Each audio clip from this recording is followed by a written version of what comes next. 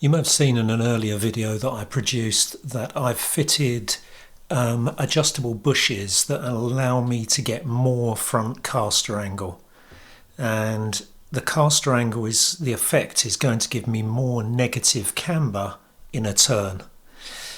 If you look at this picture, you can see I've already got quite a bit of negative camber in a sort of static position without turning, and in fact in this picture I'm running just about -4 degrees on the front on this particular side. Bizarrely, on the right side I can't get it to go to -4. It'll only go as far as -3 point something, 3.6 I think it is. So I was running slightly asymmetrical. But anyway, my intention is to reduce the amount of static camber. So when I've done this in the past, it's been a real hit and miss affair. So I'm hoping to come up with something a bit more predictable, and I wanted to share that with you in this video.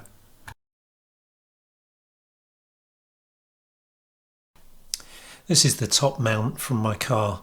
So if I loosen the bolt that you see in front of you, and there's one to the left and there's another pair on the other side of this mount, if I loosen those all off, I can slide the aluminium piece, the brushed aluminium piece that you can see, I can slide that relative to the black piece and thereby change the camber angle. With it all pushed far to the right, I get the 4 degrees that you see marked here. But I've moved it over 15 millimeters. So the distance between the 2 points you see there is 15 millimeters. It's an arbitrary number. I just thought I'd try 15 mil and then bolt it all up and see what effect that gave me on the camber angle. So what I got was a reduction from 4.0 to 2.6 versus my target of 2.5. Pure fluke, I assure you. Let's now look at the right hand side of the car and see how we adjust that. This is the right side of the car, and you can see that I've put marks on the top of the suspension mount. And the first one shows the initial position it was in, which it gave 3.5 degrees of camber, negative camber. Unfortunately, someone has slotted these holes.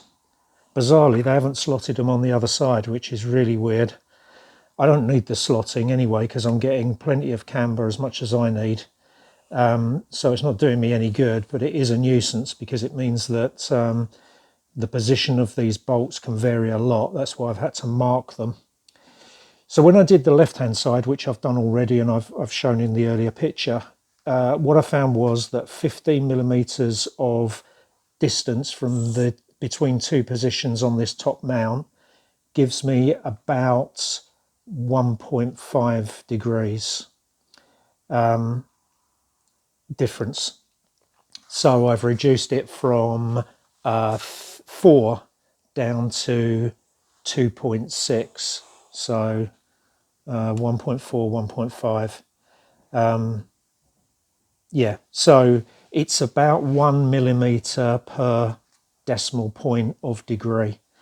I'll show some maths later that shows how this might be a reasonable approximation. Okay, so now I've done that, I've got to bolt it up and then we can check the angle again. But basically I've moved it 10 mil, which should be about 1 degree. Okay, it's back on the ground now, so let's see if we can look at the new camber angle. Okay, I hope you can see that says 2.7 that way up. So what I do is I flip the gauge, because these obviously have a certain amount of inaccuracy in them. So I flip it over in here and then look through the other side. So there you see it with the gauge flipped and it says 2.5. So I had 2.7 the other way, 2.5 this way, so I take an average 2.6, which by sheer luck actually is exactly the setting I wanted, because that's what I've got the other side. As you can see, I've got the string kit out, and stringing up the car after changing the camber, so I haven't made any other adjustments other than changing the camber, has reduced the toe out. So let's have a look at the results anyway. What you see here is what we had before I made the adjustments and what we've got now. So on the left hand side of the car, I had just under 4 degrees of negative camber and 3.5 on the right. The right was maxed out and the left was not maxed out. Looking at this car, I can't help thinking it's been hit on the left hand side, because the top mounts are not perfectly symmetrical with the other side. I think it's a minor thing, and the car drives fine, but I do think that there is, I think in the past it may have had a whack in the front way before I got it. Okay, so we've got that. That was before. Then what I did was I moved the clamp bolts. I'd slackened off the clamp bolts on the left to start with and moved them 15 mil, and that ended up giving me 2.6, which I was targeting 2.5 to be frank, but quite honestly 2.6 is close enough, and I'm not taking the flipping thing off just to get another 0.1 of a degree, because I probably overshoot anyway. So that did that. Now what I realised was, and I will do the maths for you in a minute, but what I realised was that basically 15 mil equals 1.4, therefore 1 mil is about equal to 0.1 of a degree. So if I want to go from 3.5 down to 2.6, basically I need to change it 9 mil. So what I then did was I measured out on the top of the top mount on the right hand side using the clamp bolts as a reference. I measured 9 mil. Well, I think I did 10 or something, but anyway, adjusted it into that, then bolted it all back up. Because I showed you those slotted bolt holes, yeah, I had to mark up where the washers came to give me a rough idea of the correct position of the bolts. That is this whole thing, quite honestly, is a real pain in the neck. There's got to be a better solution to this, but maybe the best solution would have been an adjustable lower arm, you know, that M3 arm that you put on the car. It might have been better to have that as a turnbuckle type adjustable arm, but yeah, we are where we are. Okay, so then I made the adjustment on that, and by luck or by judgment, it came out at 2.6, which I showed you. And now when I measure the toe out, and I haven't done anything, I haven't made any adjustments to the toe out, it's reduced to 0.3 mil. It's just, well, I mean, 0.3, how can I measure that? It's a smidge over 0. You can just about detect a difference. Now, my next race is Snetterton. It's got that flipping great big long straight. I wanted to remove the majority of the toe out. It's going to be interesting to see what effect that has on, you know, I think I certainly put toe out on the car because I believed that it would give me a faster turn in into corners. So, you know, my driving has progressed a bit. I'm hoping that actually I'm not really going to suffer too much with cornering by changing the toe out, but maybe I'll eke just a little bit more out going down the straights. The start-finish straight is also quite long. So that's where we are. Okay. GCSE, or in my case, O-level maths. Opposite over hypotenuse equals sine, doesn't it?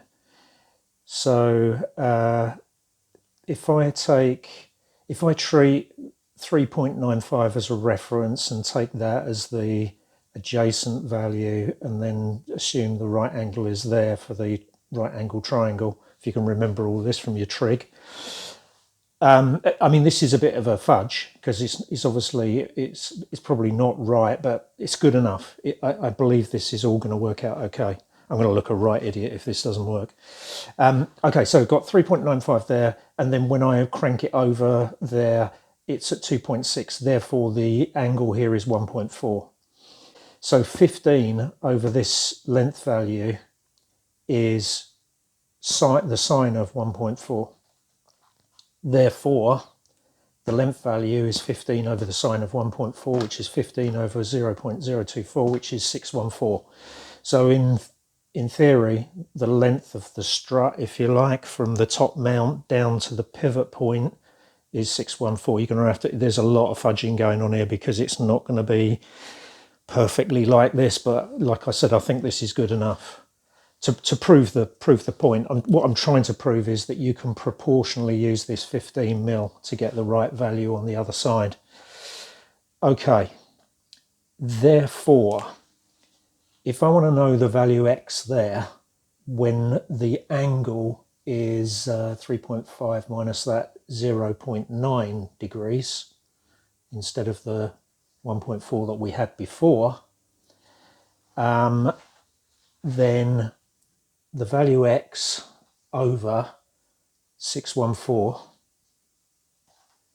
is equal to the sine of 0.9. Therefore, x equals sine of 0.9 times 614.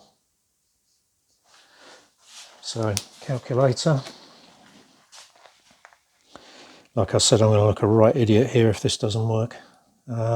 So 0.9 sine of, oh no, it doesn't work like that.